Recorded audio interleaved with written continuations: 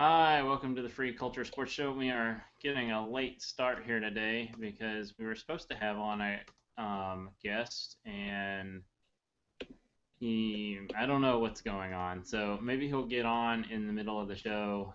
But until then, we are going to talk a little bit about Southampton, team from the south coast of England. So that makes sense that they're called Southampton and they're in the south.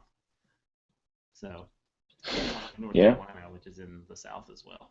but it is north of the Carolinas, That is true. so So, maybe uh, it's all about relativity. indeed. So we have some notes here. So we're not experts, but we can go ahead and try to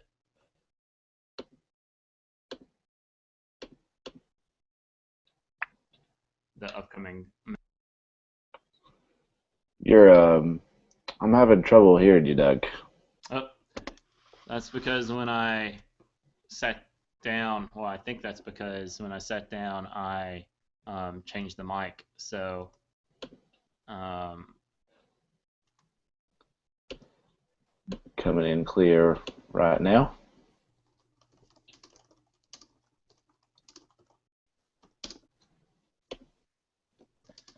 so um, let's see here. We did a sound check before, but so I don't know what's going on with that. Uh, you're good now. Yeah. I I had lots of technical difficulties beforehand, and I thought I had. Well, I don't know. I'm on a different computer than I normally am, so I'm not sure how to adjust the microphone settings to turn it up. But um, anyway, um, let's just go through some of the upcoming matches, and then that way we'll have some facts out, and then we can have some discussion if been. So we have tomorrow. The reason why we plan this for today, they play Swansea. Then on February 7th, it's QPR. On February 11th, it's West Ham. On the 22nd, it's Liverpool. On the 28th, it's West Brom. On March 3rd, it's Crystal Palace. On March 15th, it's Chelsea. March 21st, it's Burnley. And April 4th, it is Everton. So are they out of the cups? Everything here is Premier League on the schedule. Yeah, they just recently lost to Crystal Palace in the FA Cup, and the League Cup should be down to the final two. Chelsea's playing somebody because Chelsea just beat Liverpool to advance to the finals, but I don't know. I don't even know who that was that Chelsea is playing. So I believe that they are just, and there's no Europe for them. Um, so I believe they are just Premier League the rest of the season. Nice. So they're currently in third. That's another fact that we should get out of the way. Well, actually, they may not currently be. I don't know. Were there any morning games? There's one being played, but I don't think it would affect the standings, and they're not. It started at 8, so it's not even close to being over. Yeah, so it is 8:20 U.S. Eastern Time. I'm used to saying U.S. Central Time because I'm talking to people in Central Time a lot. Although, interestingly, I'm used to like typing ET a fair amount. But so yeah, I was just gonna try to get a look at what games are going on, but ESPN is not telling me the current game that's going I on. think it's like Hull and Newcastle or something like that. Nothing, no major team this morning. So the Spurs play Chelsea on March 1st in the League Cup final. Yeah, I mean, they had just had to get through Sheffield United, but they had to. I mean, they got it through 3-2 on aggregate. So tougher for them than they thought from the lower division team. Um, so that they've been out of that. I think Southampton's been out for. Um, Looks like they lost in the fifth round, so the quarterfinals to Sheffield United. Um, so they're out of that. They just lost in the fourth round to Crystal Palace. I think 3-2, um, which is odd that they gave up 3 goals. They've had a Premier League. They're the number one defense, so that was a little odd. But they lost to Crystal Palace. Maybe they just weren't focused for that game. Um, and now they can be refocused for the Premier League the rest of the way. So somehow my microphone got muted. I don't know how that happened, and also my camera seems to have gone off. Um, so, did you notice my camera going off? No, I was looking at their upcoming. I was actually looking up something for Southampton. Try to get all my facts straight, and I did not see what had happened. Yeah. So, but you can still hear me fine, right? Yeah, I can still hear you fine. Yeah. So who knows what's going on with that? Just this morning has been one technical issue after another. Um, so some of these maybe rhetorical questions that we were going to ask Ben here that you put in here. Um, so, Looks like Ben is in. Hello. hi. So Fine. yeah, who knows what's going on with the iPad funkiness there? I know. I know. It's rubbish. Sorry about that, guys. Yeah, well, I mean, that is not the only technical issue that we've had. My microphone, or not my microphone, my camera was working when we started the show, and now has Right. decided that it's not going to work. So I'm not going to go back and fix that. People can just see the lovely Sportazine logo. Actually, to be perfectly honest, I'm not a huge fan of the logo, but I do think it's a little better. I don't know, are you into logos, Ben? Some people are like into like crests and logos and things of that nature. Logos? Yeah, like that. I don't know. Get the whole. Let's talk about the logo or let's talk about the new jerseys. It's not. I don't know the aesthetic stuff. It's just not. Well, it's all about the club and the connection that a club or anything kind of has to a community. For me, that's what it's all about. That's always been what it's about with football for me. Yeah, and I think actually I was gonna say something on point to that. I do like our new logo better than our old one because now we have like a track with a field. It may not be obvious when you first look at it, but I've seen it and never really noticed that that's what it was. yeah. So I didn't design it or have any input into the design. The guy who I guess is basically our CEO. I don't really know what to call him. He's like CEO slash CIO. He handles all the tech stuff and pays the bills, but I do all of the like everything else. As far as How administration. long have you how long have you guys been doing this for? Was that? How long have you guys been doing this for? So, actually February. So I don't know what day in February we launched, but this February will be 5 years for the site. So we just started doing a podcast actually not this past summer, but the summer before that, and then we decided to go YouTube only at the beginning of the season this year. So, Cool. and even though we've been doing the YouTube only for a few months, obviously we still have some technical issues. Mm-hmm. But I've been podcasting, doing music podcasts for almost 5 years on another show. So that's something that, and Evan, I guess this is the first show that you ever did, right? Yes, this is the first show for me. So cool. Well, now that we have some of the niceties out of the way, now that I'm staring at the logo here, that's why came to my mind. We can get into letting Ben do some talking here. I guess the first thing we should do is let you introduce yourself and to talk about the site that you run. Yeah, hi. My name's Ben Stroud. I've been a Southampton supporter for as long as I can remember, really. I blog at archersroad.wordpress.com, and it's a blog about Southampton FC. And I'm also on Twitter. I'm not very good with my Twitter handle, unfortunately. I keep on forgetting it because I'm a social media manager usually during the day. It's at Archers Road End. Sorry, I've got a lot of accounts to remember, but yeah, that's the one. So yeah, I've been blogging there for a few months now, but it's really been, the club's been there really kind of for me my whole life. I was born and bred in Southampton, so and my great uncle used to play for Southampton, so I've always kind of had a connection with the club. What level were they at when he played for them?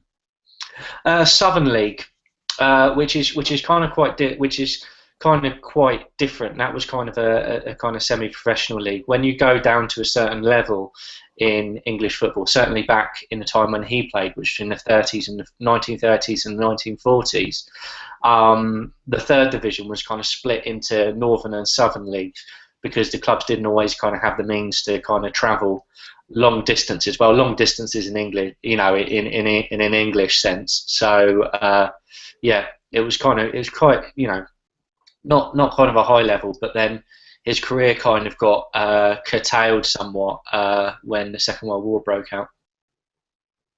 I'm sure that happened to lots of people. Yeah, it did.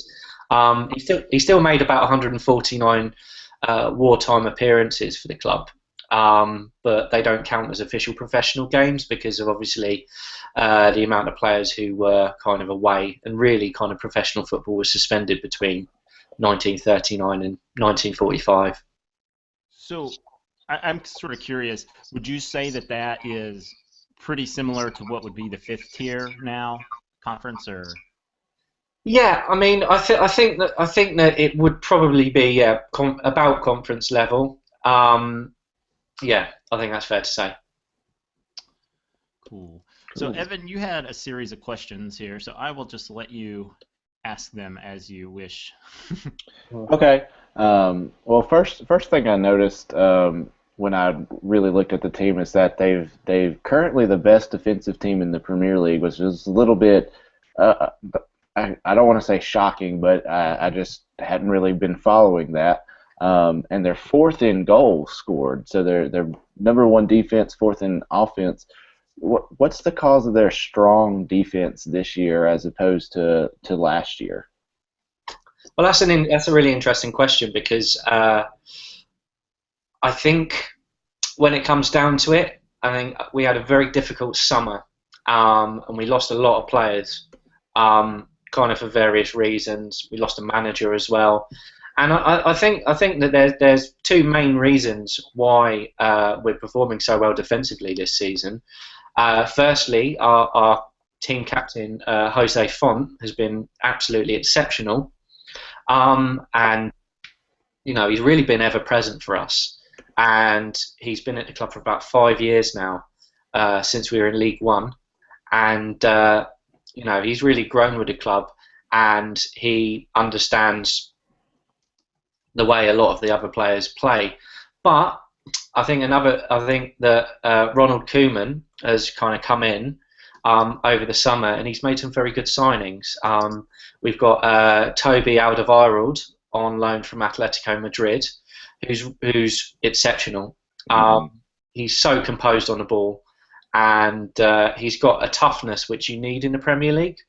And he's used to playing in a tough league because even though kind of in Spain it's a bit of a slower pace than the Premier League, it's still a very physical, very aggressive league. So for him to have gone from playing in the Champions League final to playing for Southampton was that was a great signing. He's been exceptional, and Ryan Bertrand, who we have on loan from Chelsea as well. So really, I think it's the fact that Ronald Koeman understands how to play in a more defensive and pragmatic style than Mauricio Pochettino did, and bringing in the right players too. I think it's a combination. Okay, wow, that was I honestly did not even know that those two players came in on loan. So that's going to change up my next question. If those players are on loan, what do you see in the future for next season? Will those players? Do you think that they will make a push to sign those players for good, or do you think that they will loan in some different players and try to keep up this loaning spell? And try to move forward with loaning top players, kind of like what Everton had been doing before this season, before they signed Lukaku. Yeah, I mean, I think that the loan system has worked well for Southampton. Whether it works well for other teams in the Premiership, I'm not entirely sure. But Everton are a good example. We actually have an option to sign Ryan Bertrand, which I expect we'll probably kind of take up at the end of the season for around about 10 million. And I believe we have first refusal on signing Alderweireld for about 6.2 million, which is a possibility. Like I said, it's slightly different from the Bertram deal, because I think it's a bit more of a certainty that Bertram will sign for us at the end of the season. He's very keen to do so. Alderweireld, on the other hand, like I said, played in the Champions League last season, plays for Atletico. He's been fantastic for us, and we have first refusal on him, but I really wouldn't be surprised if a lot of the bigger clubs in England and in Europe were interested in signing him. And I think, in fairness to him, he doesn't want to make a decision until next season. If we make the Champions League, which is, from my perspective, the unlikeliest thing I ever thought I'd be saying at this stage of the season. But if we do make the Champions League, yes, I think that we've got a great chance of signing him. If we don't, I could probably see him, at a Manchester United, or back to Atletico, or a big European team. He's a great player. So, just to follow up on that, so do you think they're going to finish in a Champions League spot? Oh, I think that Southampton fans, we have this inbuilt kind of pessimism that the wheels are going to fall off at some stage. We've been through a lot. We've been into kind of administration. We've dropped down the divisions. So in a way, we've always been prepared for the worst. So this season has gone so far beyond our expectations that I think we're starting to dare to dream, and I'm starting to kind of dare to kind of dream about the possibility of getting into Champions League for next season. But there are a lot of big teams around us. Manchester United, who we beat at Old Trafford, have spent 150 million just on their front line in the summer. And really, with Van Gaal there, you'd expect them to be in the Champions League. Ditto for Arsenal. So really, I think we're in with a chance. Realistically, yeah, I do think we can do it, but that depends on other factors as well. It's a tough one. It's a really tough one to call, because it's really tight between between third place and really all the way down to kind of 7th or 8th. Yeah, so I don't remember exactly when I told myself this, but a couple of years ago, when people just started writing off Arsenal, like this is going to be their year they're going to miss the Champions League, I said I'm never going to put Arsenal out of the Champions League until they've not done it. So because of that, I think Southampton might come a little bit short, because somehow Arsenal, I feel like, they're going to do it on goal differential or something like. Well, they have Sanchez, and Alexis Sanchez is a fantastic footballer, and he wins games, and that's ultimately, what it all kind of comes down to. If you have a player who can win you matches in the way that Sanchez does, you're always going to be in with a chance of kind of nicking games. But I think, really, with Arsenal, if they want to get into the Champions League spot, every single one of their players is going to need to be firing on all cylinders. Well, just like United, they need to figure out something defensively, but that's been an issue at Arsenal for years. So. Yeah. I think it's always been. They've never replaced. There's a number of players they've never replaced.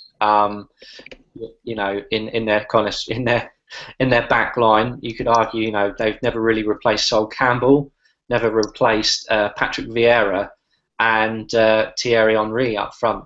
So that's a spine of a team that that Arsenal for quite some time haven't really replaced, which is probably why they're looking to bring in Morgan Schneiderlin in the summer. Yeah, they never even replaced Tony Adams. That was 13 years ago. Yeah, that's a very good point as well. Adams was exceptional for them. That back line of Winterburn, Adams, Bold, and Dixon was exceptional for Arsenal. So to replace that, it's difficult. But I think that Wenger has to take the share of the blame for that, in all honesty. Absolutely. So sorry to derail us on Arsenal. I'm not Sorry. Arsenal fan. Just That's all Me neither. right. Me neither. So we've getting back towards Southampton. We kind of have we kind of have two questions talking about their academy because they've had some very quality players come out of the academy. Adam Lallana, Theo Walcott, Oxlade-Chamberlain, Luke Shaw, Gareth Bale, lots of current players. Are there any players that you currently know of in the academy that we should keep our eye on at this point? Yeah, I think that there are a few that will be kind of making that are kind of either in or around the first team, or who are going to make the first team, next season. I think that the two brightest prospects for me are Harrison Reed and Matt Targett. Matt Targett is a kind of a left back by trade, and many people are kind of backing him. And I've seen, having seen him play, for someone who's kind of 17, 18, he's incredibly composed on the ball. He's got no problem with kind of getting forward. And when he came in and played against Chelsea earlier this season, in December, he was excellent. Really composed, completely unfazed. A lot of people have said he's going to be better than Luke Shaw, and I can see that because he has slightly more composure at his age than Shaw did. He's a little bit more sensible. Cool. And I think Doug had a follow-up question with the academy. He said, why has the academy's success not turned into top flight or cup success? And I think that's interesting with this season because they have jumped up to the top into a Champions League spot right now. But we've talked about players that they have loaned in. So still not the academy players or the academy success being top flight success. So in your opinion, why has the academy success not translated to top flight success?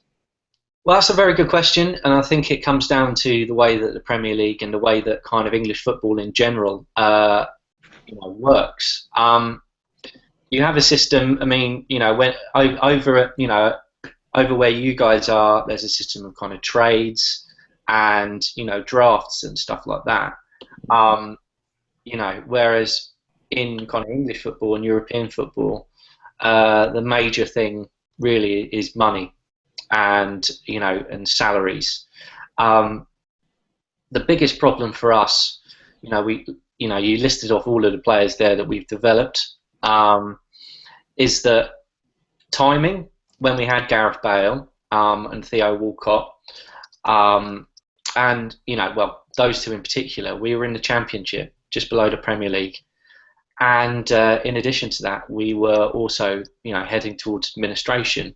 We had no money, and whenever that happens, and you have assets, players are assets essentially. They have a kind of fiscal value attached to them. So our chairman at the time, Rupert Lowe, saw that as a chance really to kind of, try and dig us out of a financial hole. So we ended up selling kind of Walcott to Arsenal. He wanted to go to Arsenal because, in fairness, they had a great squad, and he could learn from Thierry Henry, and they were offering him very generous wages. So he wanted to go, and it kind of worked for us. And it's the same with Gareth Bale, really. If you're a team in the Championship or League One, and a Premier League team comes in for one of your players, that player's going to go. There's no doubt about it. And it's a sad reality of the game that teams like Southampton previously haven't had a chance to build on their success, because as soon as we get to a certain stage of success, and you saw this last season during the transfer window, the big clubs come in with a lot of money. They can offer Champions League football and really and bigger wages. Really, if you're a professional football player, you want to play in big games. You want to play for big clubs. So as soon as those offers come in, you're going to go, I want to play for them. I don't want to play for Southampton anymore. That's true. I think that's been. I don't know if that was kind of evident in Liverpool's signing of Lallana. Yes. Um, So, he thought that that might be a good move for him, and then you can look at where they are this season. Um, yeah, I do. I do quite regularly, actually. so Sorry. the last question that I have is how disappointing was the FA Cup loss to Crystal Palace? Um, it was disappointing. Yeah. We had a great chance to win some silverware. The FA Cup's one of the best competitions in the world for me. Um, but defensively we weren't at the races. Forster made a couple of errors that could have been avoided. But I'd like to kind of give credit. I'd like to kind of give credit to Crystal Palace because they turned up with a game plan. Sonogo and Sahar played really well, and they deserved that win. They worked very hard. They actually pressed us back, and Alan Pardew got his tactics right. I'm disappointed, but really, I think it's a good opportunity for us to kind of kick on and focus our efforts on finishing as high up in the league as possible. Really. Hmm. That's what I was anticipating, is that it's actually going to help them try to maintain that top four spot. Um, we'll see how that goes. Doug, did you have a question for Ben? Yeah, I had a couple of questions here. So we sort of touched on potential European campaign and Yeah. some of the difficulty with players may or may not staying, but we've seen with a variety of teams over, particularly this year, but other years too, that dealing with Europe is problematic because you have to Yeah. rotate players. Managers aren't necessarily used to it. Do you think they have the squad depth to deal with Europe, or do you think they're going to have to bring in some more players? Because even if they don't make a Champions League spot, they're almost certainly going to be in the Europa League, Yeah. unless the wheels really do come off. So Hope not. That's it. Yeah, I think that if I looked at the squad now, I'd say no.